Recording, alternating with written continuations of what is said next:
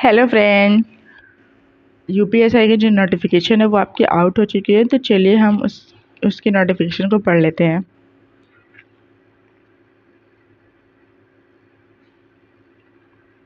बात करेंगे तो ये आपका मतलब 4200 ग्रेड पे की ये आपकी जॉब है, जो कि आपको श्रेय विवरण सबसे पहले आपकी बात करेंगे तो इसमें उप निरीक्षक नागरिक पुलिस, जो कि आपका मतलब थाने में लगता है। प्लाटून कमांडर पीएसी आपका पीएसी वाला हो जाएगा।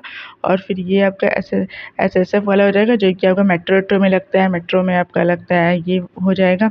उसके महिला बटालियन है तो महिला उप निरीक्षक नागरिक पुलिस, ये भी आपका थाने में लगेगा वही, लेकिन ये केवल महिला होगी, ये हो जाएगा।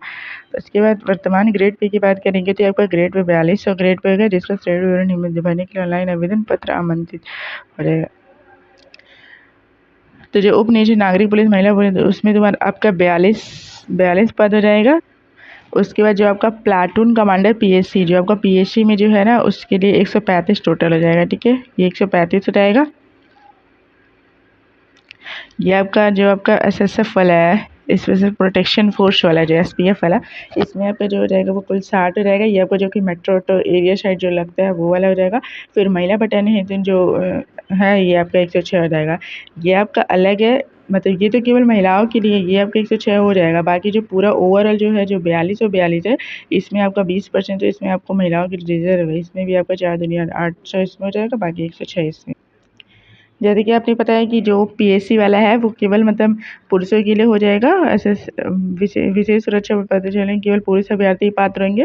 और जो महिला बटालियन होगा उसमें इसके लिए केवल महिला अभ्यर्थी ही पात्र होंगे। परीक्षा के पूर्व किसी भी रिक्तियों के साथ संख्या प्रति की जाती है, निरस्त की जा सकती है। और फिर अगर बात करेंगे ऑनलाइन आवेदन करने की तिथि की बात करेंगे तो 12 अगस्त से आपका स्टार्ट हो रहा है और अंतिम तिथि आपका 11 सितंबर हो जाएगा। बाकी यही आपका शुल्क जमा करने की तिथि भी 11। और आवेदन करने से पूर्व आपको ओटीआर वन टाइम रजिस्ट्रेशन अगर आपने अभी नहीं किया है तो वो आपको करना होगा, जो कि आपके लिए अनिवार्य। जो आपका जो चयन होगा ना, वो आपका मतलब विज्ञप्ति वरीयता क्रम के अकॉर्डिंग होगा। जो आपने ऊपर जो 3 पोस्ट दी है, महिलाओं के लिए 2 पोस्ट है, लड़कों के लिए 3 पोस्ट है, वो आपको वरीयता क्रम के अकॉर्डिंग ही होगा। तो आप जो भी मतलब भरो वो सोच समझ के भरना, आपको पहले वही मिलेगा। अभ्यर्थियों द्वारा आवेदन पत्र पदों की वरीयता देना अनिवार्य है। एक बार आवेदन पत्र वरीयता देने के उसमें किसी प्रकार का परिवर्तन अनुमान्य नहीं होगा। वरीयता का चयन करना अनिवार्य होगा। ठीक है, तो आपको वरीयता भरना पड़ेगा, उसी के अकॉर्डिंग ही आपको वो मिलेगा। आवेदन शुल्क की बात कर लेते हैं तो समान ईडब्ल्यूएस और ओबीसी अन्य पिछड़ा वर्ग के लिए 500 रुपये हो जाएगा। बाकी आपका एससी एसटी वालों के लिए 400 रुपये हो जाएगा। अच्छे खासे पैसे हैं इसमें, फीस है सबकी इसमें। राष्ट्रीयता तो आपको पता। बाकी अगर बात करेंगे तो इसमें क्वालिफ़िकेशन क्या चाहिए, तो आपको मतलब भारत में स्थापित किसी विषय स्नातक उपाधि या सरकार द्वारा मान्यता प्राप्त उसके समकक्ष कोई अर्हता। ठीक है, और अगर आप अपेयरिंग अभ्यर्थी वाले पात्र नहीं होंगे, मतलब अगर जो आपके 11 सितंबर आपका लास्ट डेट है, इससे पहले आपके रिजल्ट आ जाने चाहिए, तभी आप इसको फॉर्म को भर पाओगे, वरना फिर ये अपेयरिंग वाले इसमें पात्र नहीं होंगे।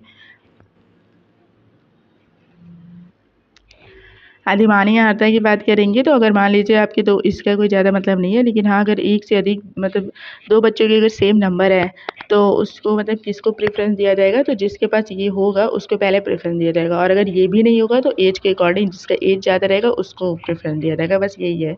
बाकी इसका बहुत मतलब नहीं है। लेकिन अगर 2 बच्चों का बराबर नंबर है तो जिसके पास ये होगा उसको पहले प्रेफ़रेंस दिया जाएगा, उसके बाद उसको दिया जाएगा, बस यही है। आयु की बात करते हैं तो वैसे तो 21 से 28 है, लेकिन और भी मतलब जो एज रिलैक्सेशन है उसके साथ देख लेते हैं। जनरल को 3 वर्ष का छूट, यानी कि 28 में आप 3 जोड़ दोगे तो मतलब 28 3 वर्ष की छूट रहेगा। और फिर आपका मतलब ये आपका 1994 से 2004 तक के बच्चे भर सकते हैं। और ये आपको बटालियन वाले में आपका 1994 से 2004 इसमें भी यही है। बाकी ओबीसी में आपका 5 वर्ष प्लस 3 यानी कि 8 वर्ष रहेगा, तो फिर इतना हो जाएगा। बाकी 5 प्लस 3 ये आपका एससी एसटी वालों के लिए हो जाएगा।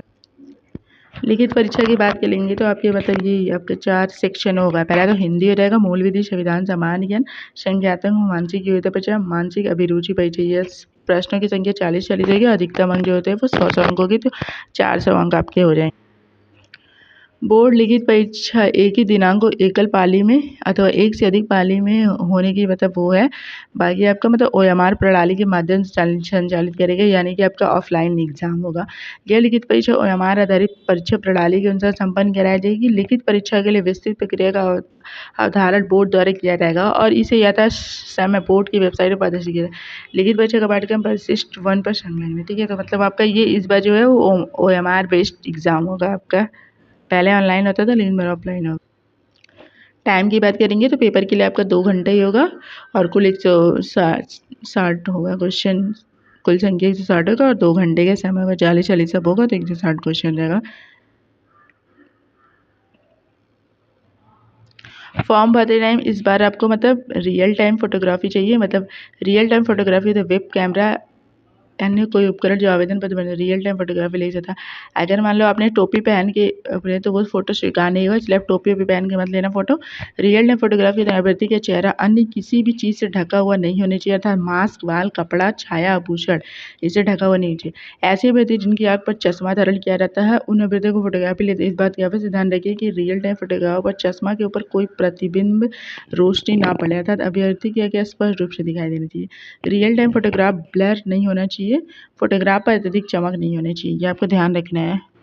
बाकी फ़ोटो वही है, बाकी आपको अगर मतलब सिग्नेचर मतलब अपलोड करना है तो वो आपको मतलब कैप्चर करके वो अपलोड करना है, स्कैन करके आपको अपलोड करना है। बाकी 20 mm 50 mm गुणे 20 mm का होना चाहिए। ये हो जाएगा। फाइल का साइज 30 KB से 50 KB के बीच। हस्ताक्षर केवल आवेदक का ही होना चाहिए, किसी और का नहीं।